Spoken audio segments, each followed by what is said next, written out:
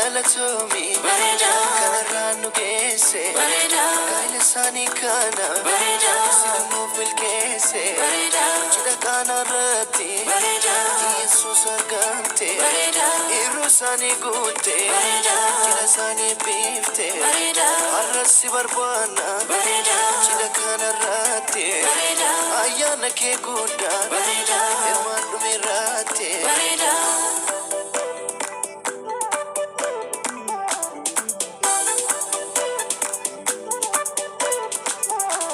Bagagesan misrongu yagamaju Bagagesan misrongu yagamaju Bagagesan misrongu yagamaju Bagagesan misrongu yagamaju Bagagesan misrongu yagamaju Bagagesan misrongu yagamaju Bagagesan misrongu yagamaju Nagaanii fi jaalalli araarri gooftaa isiniif aguddatu. Kabajamoo quloo qomoo waaqarraa jaalalli hundee tokkummaa jalatti kan argamtan ijoolleen dhiiraaf dubartootaa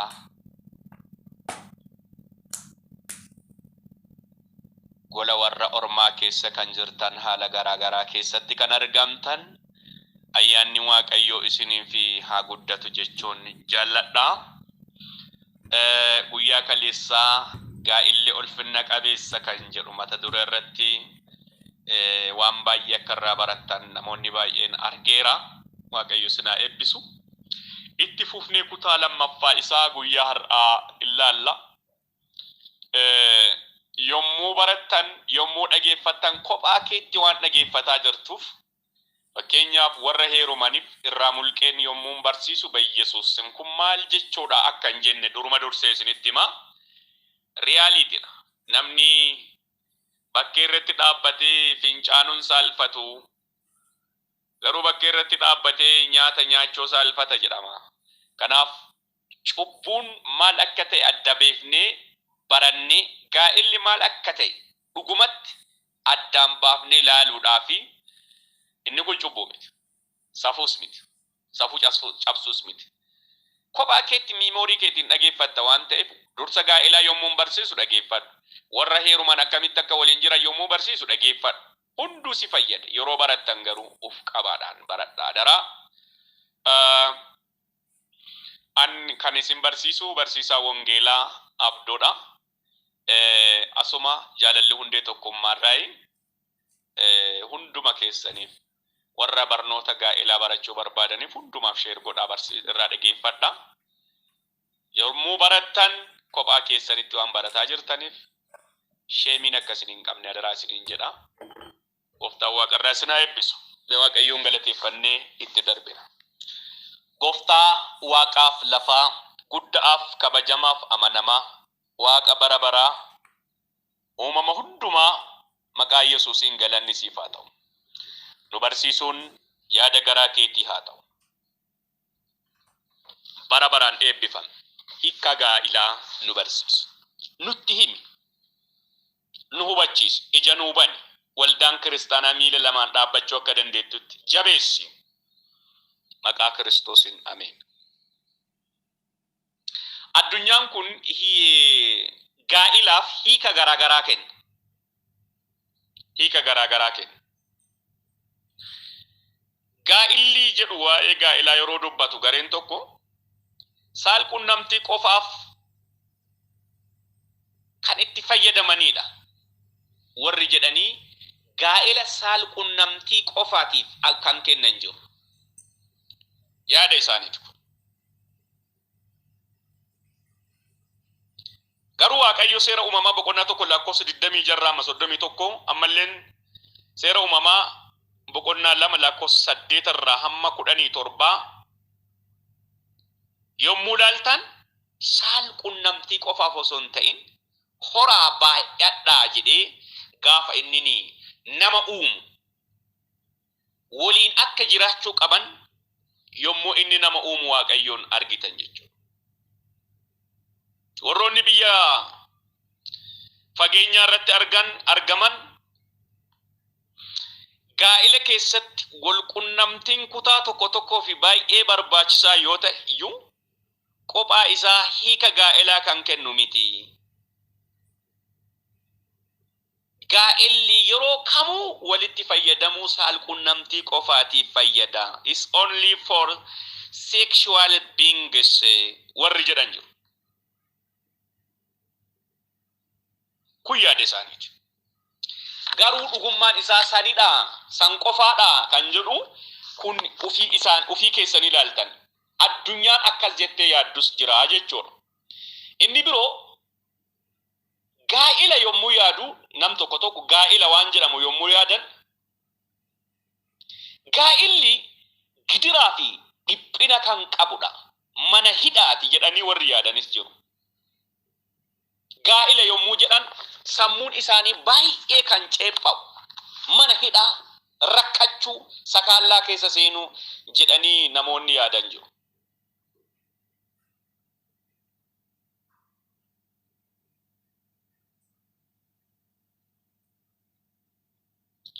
Namoonni adda addaa dargaggoos ta'ee beektota gaa'illi gidiraa fi dhiphina kan qabu mana hidhaati jechuun kan isaan hiikanidha.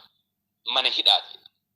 የማይወጣ እስር ቤት ነው jedhanii warri hiikan jiru. Namichi tokko akkana jedha, namichi maqaan isaa Henrik Heden jedhamu tokko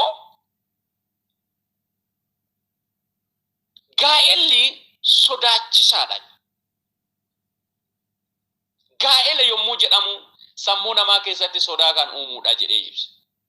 Kun duuka buutuu mataa isaa qaba. Warri akkasitti hiikan mana hidhaati jedhanii kan hiikanis jiru jechuudha. Inni biroo gaa'elli dhala godhachuu qofaadhaaf nu fayyada jedhanii warri hiikanis jiru.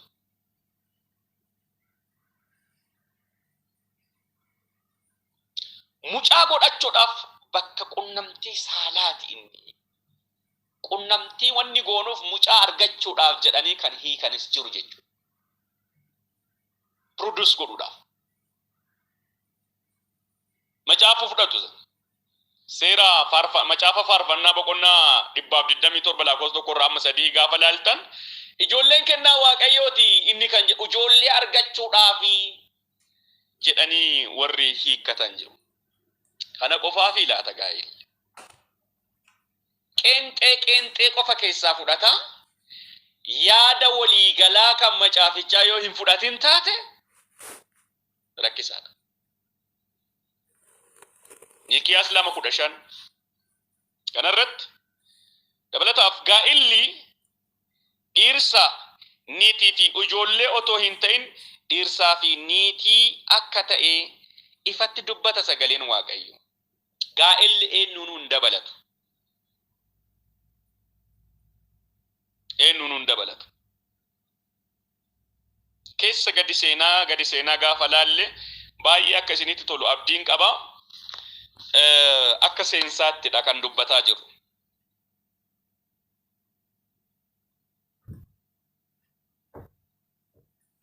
Macaafa Maatiyos boqonnaa 19 lakkoofsa 4-6 yommuu laaltan dhiirsiif niitiin gargar ba'uu akka hin dandeenye gaa'ela Waaqayyo walitti hidhe akka ta'edha kan nutti dubbatu. Biyya keenya keessatti yeroo baay'ee waa'ee gaa'elaa yommuu yaadu namoonni aadaa faayidaa dhuunfaa irraa ka'uun yeroo hedduu gaa'ela keessatti mucaa yoo hin dhalatin gaa'illi kun guutuu miti jedhanii kan yaadan jiru.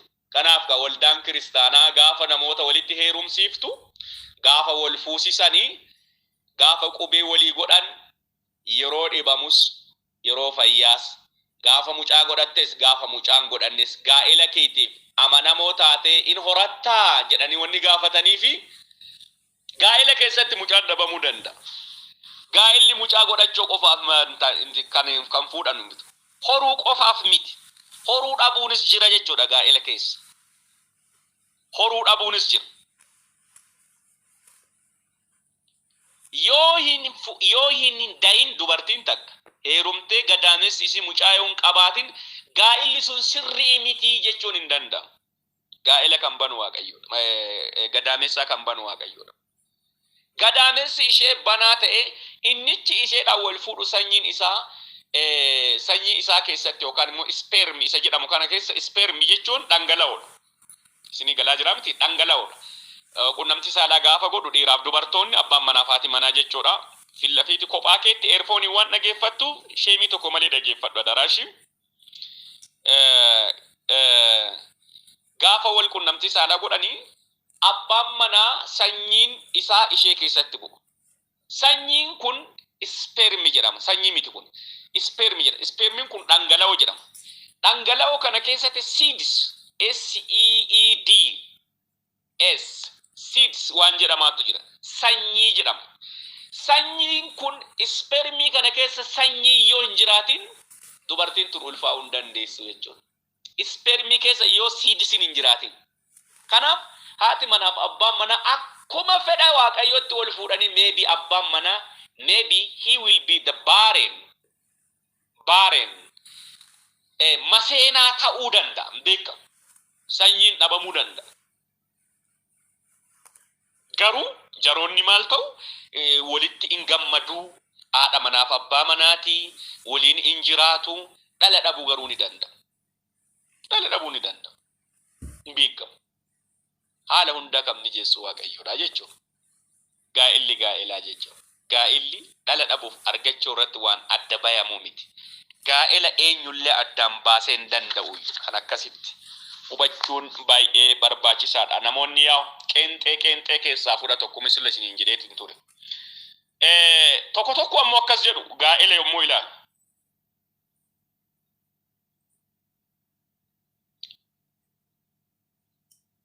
Gaa'ela yaalanii yoo mijachuu baate kan dhiisuun danda'amu bakka yaaliin itti godhamanidha jedhanii warri yaadan jiru. Dheeraa qunnamti waliin teettaa yoo si jibbisiise gargar ba'uu dandeetta jedhanii addunyaan akkasitti yaadu jiru. Amma barnoota kana keessatti maal laaltu addunyaa akkas yaadan keessa waaqayyo si erguu danda'a. Yesuus min jedhin inni isaan amma maal ta'aniiru aadeeffatanii jiru. Sagalee waaqayyoon beekan jallatanii jiru jechuudha namoonni akkasii. Dhiisanii deemuun ni danda'ama warri jedhanii yaadan waan jiruuf jechuudha. Beektoota warri jedhan namoonni tokko barnoota bifa akkanaa kana kan barsiisan jiru.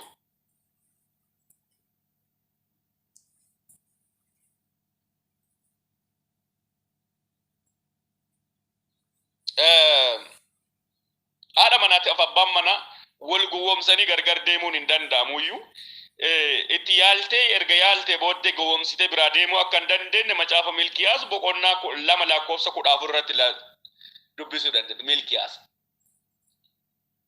mashawwada jechaadha. Yaalii walirratti gootee booddee ammoo gargar deemuu akka hin dandeenye macaafni qulqulluun hin dubbata. Garuu namoonni akkas jedhanii yaadanii jiru kan jedhu gabaabamatti. Waa'ee gaa'elaa ilaalchisee nam tokko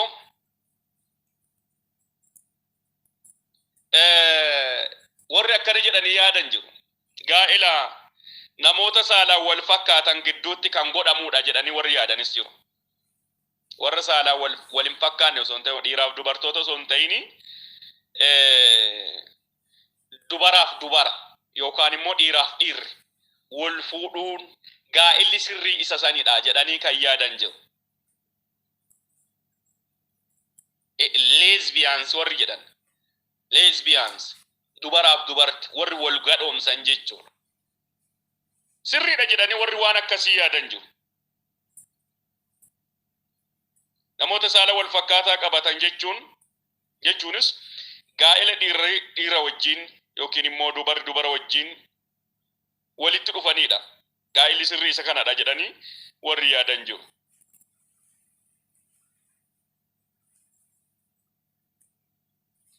Inni biroo gaa'elli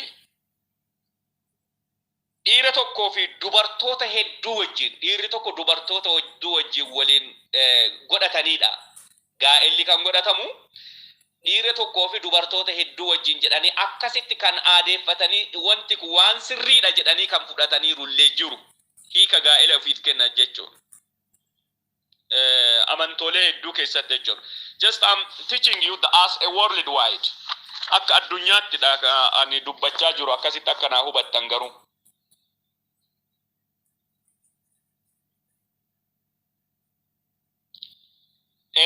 Waldaa kiristaanaa keessatti yeroo baay'ee yommuu laaltan namoonni niitii hedduu fuudhee gara gooftaatti waliin dhufan ni jiru. Sirriitti dhageeffadha. Konfliktii waldaa keessatti yeroo baay'ee uumamu waan ta'eef kun. Niitii hedduu fuudhanii hundinuu niitii ofii wajjin inillee gara gooftaatti ni dhufa. Kanarratti waldaan kiristaanaa immoo namoota akka kanaa kanneen maal godhu ta duraanii fuudhiitii jedhan ta duraanii waliin jiraadhuutii taan hiiki jedhanii warri barsiisan jiru.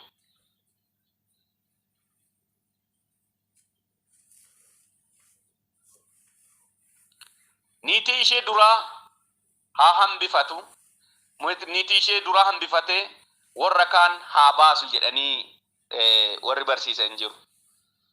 Waan akkanaa kana warri aadeeffatan jiru waldaa kiristaanaa keessatti jechuudha. Ishee kaan irraallee ijoollee horeera namichi kun. Ishee san irraallee ijoollee horeera. Garuu horuu sooruu baatullee tan duraan hin fuute qofaa fuudhiitii kaan baasii. Saaraa hambisee Aggaariin manaa baase jedhaniitiin xiqsi akkasii kan fudhatan jiru.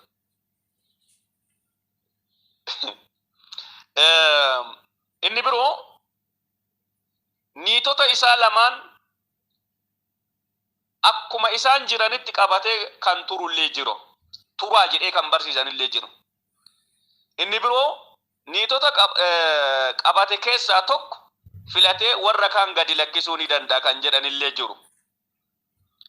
Inni biroo waldaa kiristaanaa miseensummaan fudhachuu garuu cuuphaa fi tajaajila kamiinuu irratti akka hin hirmaanne kan dhoowwanis jiru. Utuu isin taatanii fakkeenyaaf namni akkasii gooftaa fudhate maal gootu turtanis. Gaa'ela hedduu qaba namni kun haadha manaa hedduudha. Fakkeenyaaf dubartiin afurii akka musliimaatti yoo fudhattan dubartiin afurii niitii namicha tokkooti. Niitota namicha tokkooti. Jarri kunniinuu gooftaa fudhate silaa maal gootu turtan? Jarri kun walirraa horeera. Akkam gootu isin? Ani yeroo baay'ee yeroo waldaan barsiiftu nan argaa nan dhagayas. Ta duraa qofa qabadhuuti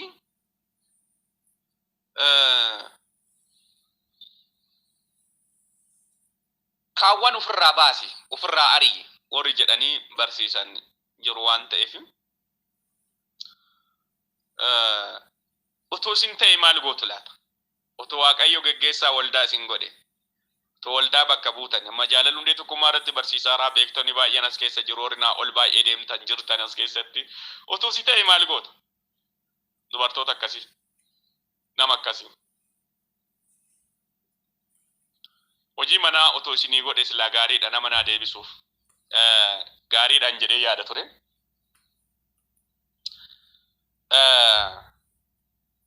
Ejjannaa tokko Wama macaafni qulqulluun hin jenne ejjannaadha jenneetiin yeroo waan barbaanne goonuudha. Sababuma waldaa irratti shuumamneef jecha waan baay'ee hojjanne yeroo baay'ee waan macaafni qulqulluun hin eeyyamne. By the way, Phaawulos Tiitoon akkas jedhe akkasuma Ximootoosin illeen akkas jedhe beektan isin. Ximootoos isa duraa boqonnaa 3 gaafa dubbistan maal akka jedhu beektu? Namni hedduu waldaa kiristaanaa ta'uu barbaade yaada gaariidha. Yaada gaarii filate yaa jedhu. Malkaan minyootuun tamanya ibadu. Yaasini galarami waan gaarii filate. Namoota kanaaf kiraateeriyaan isaa lafa jira. Fakkeenyaaf positivii ta'ana dhageeffadhaa. Maybe namni masaanu heerumtanii illee jiraachuu dandeettanii maaltu beekan zim jedhee ol social media irratti barsiisaa jira waan ta'eef. Namni lama fuutanii illee jiraachuu danda'an hin beekon. Murtee Waaqayyoon bira eenyutti illee murteessuuf hin dandeenyu. Macaafni qulqulluun wanni nuuf eeru hin jiru waan ta'eef. waan macaafni qulqulluun cal jedhe calluma jenna waa inni dubbate dubbanna.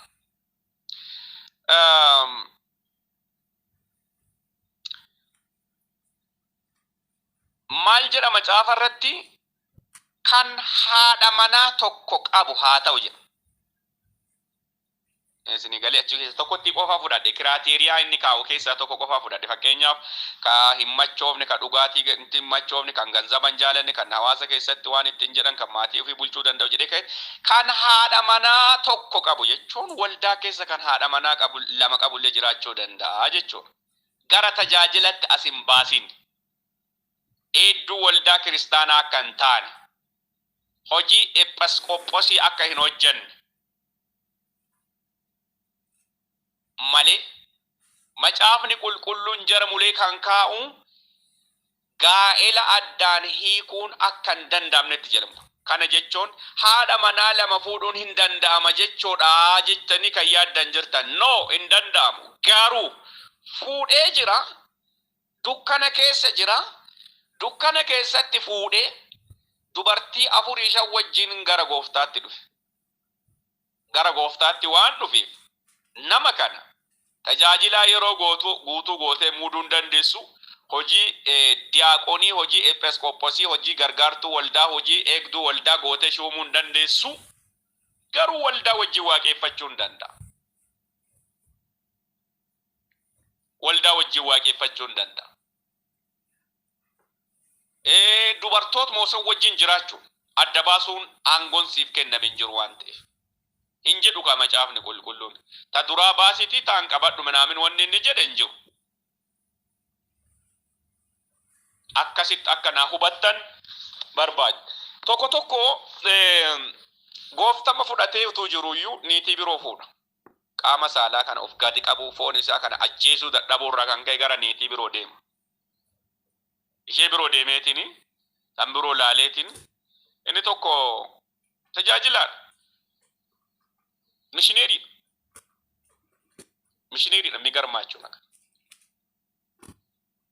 Hojii mishineerii deemee hojjeta. Garuu naannawa sanatti dubartiin takka waa barsiifteerti, waa mi'eeffachiifteerti.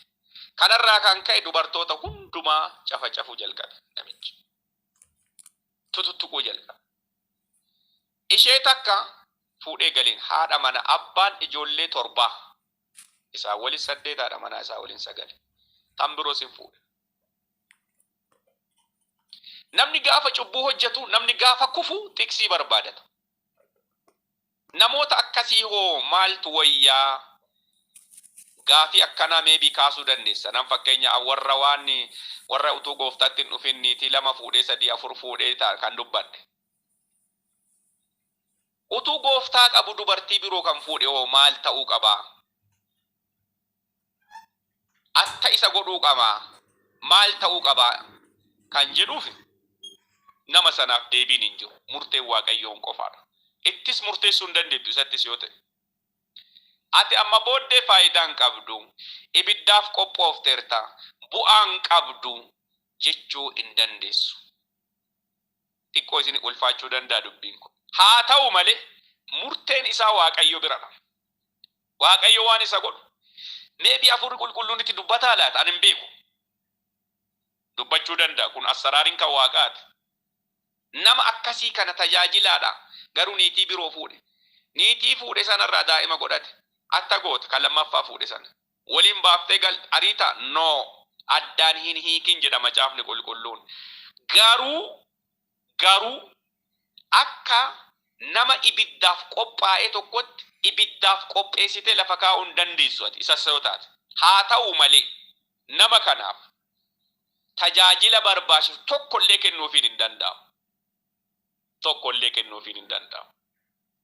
Garuu Waaqayyo maal isa godha laata? Araara kennaafi laata? Ani hin beeku. Araara kennuufii danda'a. Hojiin kun kan Waaqayyooti waan ta'eef hojii Waaqayyoo keessa galuu hin dandeessu. Waa'ee hojii Waaqayyoo keessa gallee dubbachuu borcuu hin dandeenyu. Waan inni cadhise cadhifnee waan inni dubbate dubbachuun barbaachisaadha jechuudha. Kanaaf warra niitii ta'an baasiitti tana qabadhu minaamin warra jedhanii walumaan haa jiraatanii garuu tajaajila waldaa keessaa kennuuf hin qabdu. jireenya ofii qofaanaa jiraatan. Waldaa hedduu keessatti nama niitii lama qabu garuu jaarsa waldaa kan godhanii muudanii dhan beekan. Ija kiyyaan kan beeku jira. Sirrii miti. Adeemsa waldaatii miti. Sirrii miti. Taa'amuun qabu. Egaa waan akka kanaati inni haa of eeggannaan nu barbaachisa jechuudha. Gaafa gara geggeessummaa waldaa biyya lafaatti illee gaafa dhuftaan baay'een keessan geggeessitoota irratti lallabaa jira. Waldaalee keessaniif sheer gootu. Of eeggannaan nu barbaachisa. Gaafin baay'een illee akka isinitti uumamu naa gala. Kanaasumatti dhaabuudhaan inni biroo kan waliin laallu hiikkaa gaa'elaa kan macaafa qulqulluu laalla. Hiikkaan gaa'elaa kan amma dura laalle hiikkaa gaa'elaa kan namoonni yaadan kan sammuu isaanii keessatti qabatan. Gaa'ela jechuun akkanadha jedhanii kan yaadan. Macaafni qulqulluun immoo gaa'ela akkamitti hiika waan jedhudha kan waliin laalla. Gaa'elli inni kan macaafni qulqulluun yookaan kan kiristaanaa dubbii waaqayyoo bu'uura kan godhatu yommuu ta'u, hiikota garaagaraa nuu kenna. Gaa'elli maal akka ta'e, gaa'elli kiristaanaa maal akka ta'e jechuudha. Gaa'elli kiristaanaa waaqayyoon kan jalqabamedha. Hin shakkisiisu. Gaa'ela jalqaba kan jalqabsiise waaqayyoodha. Seera uumamaa boqonnaa 2:28 namni kophaa ta'uu isaa sirrii akka hin taane waaqayyo waan argeef jalqabatti gaa'elli fedha namaatiin otoo hin ta'in waaqayyoon kan hundaa'e, maddi isaas waaqayyoodha. Ufii isaatii hojjete, nama uumee dhiiraaf dubara godhee ufumaa isaatii walitti qabe jechuudha. So gaa'elli kan waaqayyoon jalqabamedha jechuudha.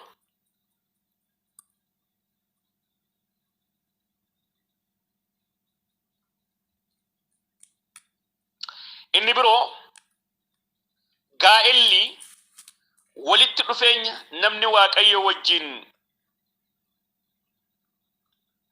qabutti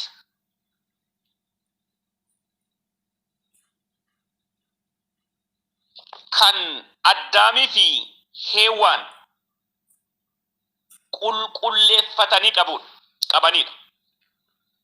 Namoonni lamaan walitti kan dhufan waaqayyoon sodaachuudhaan waaqayyotti sodaachuutti aanee kan kabaja qulqullummaa isaa eeggatanii qabamuu qabudha jedhamee kan barsiisu kaleessa laallee jirra. Ibroota boqonnaa 13:4. Sababiin isaas ilmaan namootaa turtii biyya lafaa irratti kan isaan qunnamtii kabajamaa fi qulqullina qabu akka ta'uuf macaafni qulqulluun hubachiisa. Kabajamaadha. Ulfinna kennuuf hin barbaachisaadha. Macaafa kanarratti kaleessa laalleerra.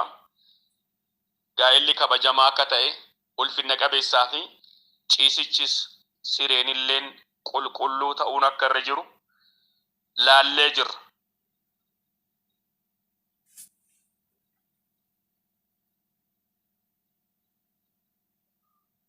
Gaa'elli dhaabbataa fi qaroomina ilmaan namaa isa jalqabaati. ቋሚ ነው ትዳር ቋሚ ነው አይፈርስም። ሆነ ጊዜ ሄዶ የሚፈርስ አይደለም እና እንዲሁም ደግሞ ንጹህ ነው ከበጀማ ቁልቁሉ ነው አከሱመለሞ ቀሮሚና ዱበርቲን ቀሮን አባ መናው ፊ በርባደተ ተሄሩንቲ ካይሳብታይ ዲሪ ቀሮን አዳ መናው ፊ ፉና አቺን ቦዴ ገማፍ ገመነ ላላ ተነሌ ላላ እቲ ጎሮራ ከነሌ ላላ እቲ ጎሮርቲ ሰንሌ ላላ እቲ ጎሮራ ሰንሌ ላላ እቲ ጎሮርቲ ኩን ጎውማላ uumama 2:18 amma 25 ergaa Addaamin uume Waaqayyo Hewaanin irraa uume ija isaa bane ogeessa isa godhe qaroo isa godhe akka inni sammuun isaa ifaa ta'ee godhe namicha Addaamin ishee ilaalee foon kun foon koorraa lafeen tun lafee koorraa kanaafuu namee haa jedhamtu ofii isaatii moggaase ofii isaatii moggaase.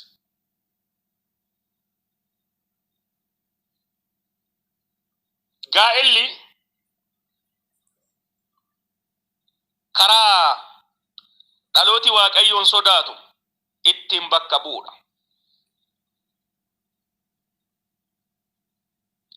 Gaa'elli kiristaanaa sanyii Waaqayyoon sodaatan akka lafarratti baay'ataniif. This is the willingness of Lord. Kun fedhii Waaqayyooti.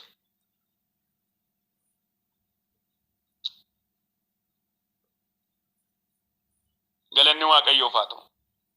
Dhaloota Waaqayyoon sodaatu Milkiyaas 2:5 irratti Waaqayyoon sodaachuu akka qabu gaa'ela isaas akkasuma immoo sodaachuu akka qabanidha. Warri Waaqayyoon sodaatan gaa'ela isaaniillee in sodaatu kabaja kennuuf iddoo kennuuf kanaaf immoo sanyiin gidduu isaaniitti argaman hunduu warra Waaqayyoon sodaatan ta'a lafarratti baay'ataa deemuu jechuudha. In sobamu gaa'ela gidduutti sobamni sirrii miti. Sirrii miti. Karaa dhalooti Waaqayyoo sodaatu ittiin bakka bu'u yommuu ta'u yommuu jennu kaayyoo Waaqayyoo gaa'ela eeyyameef keessaa isa tokko waan fedheef waan ta'eefidha. Haa ta'uyyuu malee namooti erga wal fuudhanii booddee dhala godhachuu baatanis gaa'elichi guutuu ta'uu isaa hubachuun barbaachisaadha. Dhalas godhachuu dandeettu godhachuu dhabuu dandeessu. Gaa'elli kun sirriidha Waaqayyo irraa akka ta'e barbaachisaadha beekuudha. Sijammar gaa'ela keessa boqonnaatu jira. Jette in arakkaata gaa'ela keessa. Dhala godhachuu ni miti kan arakkaata. Dhalli si bakka buufataatti jirta. Si bakka buufachuudha. Haa ta'u malee jaalalatu jira, boqannaatu jira, tasgabbiitu jira. Gaafa dhala godhatte immoo namootatu bakka kan kee bu'a. Namni Waaqayyoon sodaatu. Namni Waaqayyoon sodaatu kunillee dhala godhata. Bakka bu'aa baay'ataa deemna jechuudha. Gaa'illi akka kana.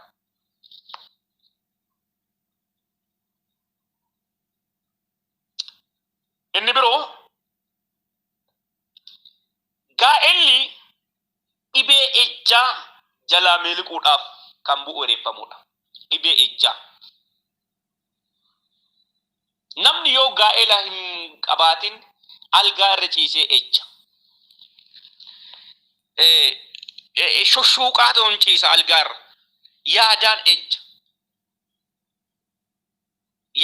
ejja.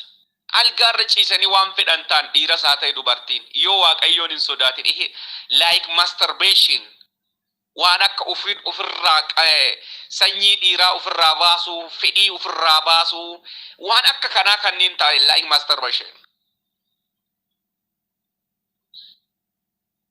Dhibeedha kun immoo it is very big and huge curses and disease. Abaarsas akkasumallee dhibeedha. Dhibee jalaa ba'uudhaaf Phaawulos Qorontos 1:7 lakkoofsa 9 irratti qorama ejjaa jalaa ba'uudhaaf dhiirri tokko adduma addaan haadha manaa haa fuudhu jedhe. Qoramni ejjaa dhukkubbiidha, bashitaadha. Nama kan ganyaatu injijjaya kan godhu injiraan kan godhu gad deebisee zeeroo irratti kan deebisu kirikii isaa zeeroo irratti kan deebisu ejja. Tajaajilaa hedduu kan nyaatamaniin ejjaadha. Ejja ammoo Yesuusim jechuu osoo hin ta'in qofa osoo hin ta'in jalaa dheessuudhaan naannawa sanarraa fagaachuudhaan ejja jalaa kan miliqtu. Kanaaf akka hiika macaafa qulqulluutti Gaa'elli maaf barbaachisaa? Ejja jalaa miliquudhaaf. Ejja jalaa miliquudhaaf.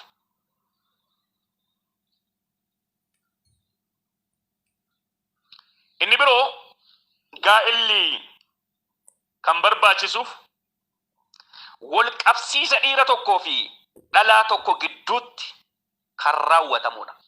Attachmentidha. Dhiiraaf dubara tokko wal qabsiisa foon tokko lachanuu foon tokko isaan lachanuu foon tokko jedhe. Dhiirri haadha isaa hin dhiisa, abbaa isaa hin dhiisa, haadha manaa isaan walitti maalta himmaxxana. Wal qabata jira maqasiidha gargar hin bayan.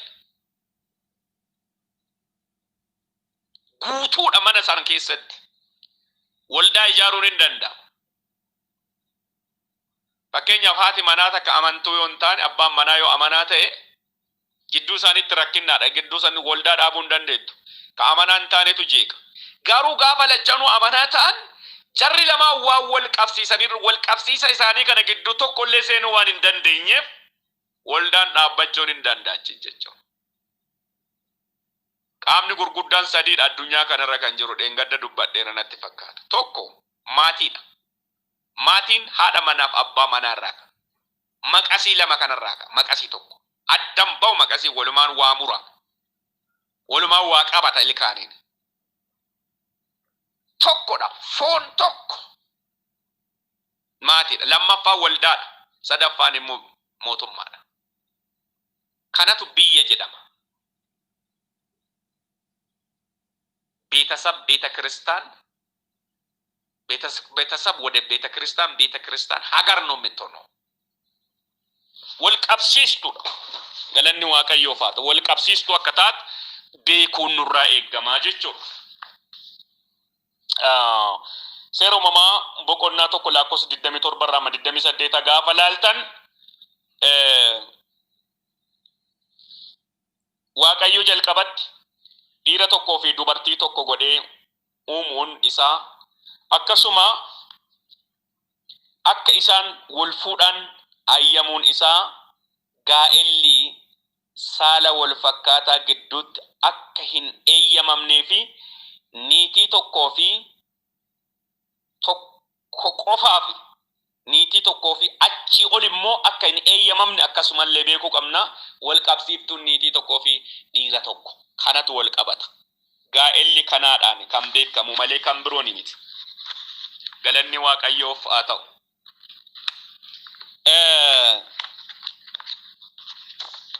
Gaa'ela keessatti bara keessa jiraannu keessatti namoota adda addaa sababii adda addaaf baasuun akka eeyyamamu barsiisu namoonni garagaraa.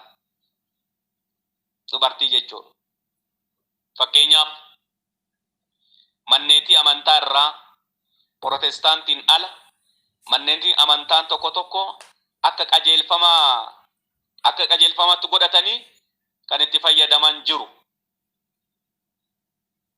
Baasuun akka danda'u dubartoota. Hiikuun akka danda'amu.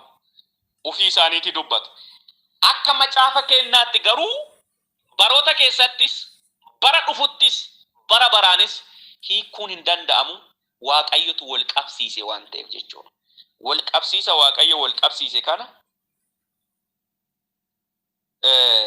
eenyullee addaan hiikee gargar baasuun hin eeyyamamuuf.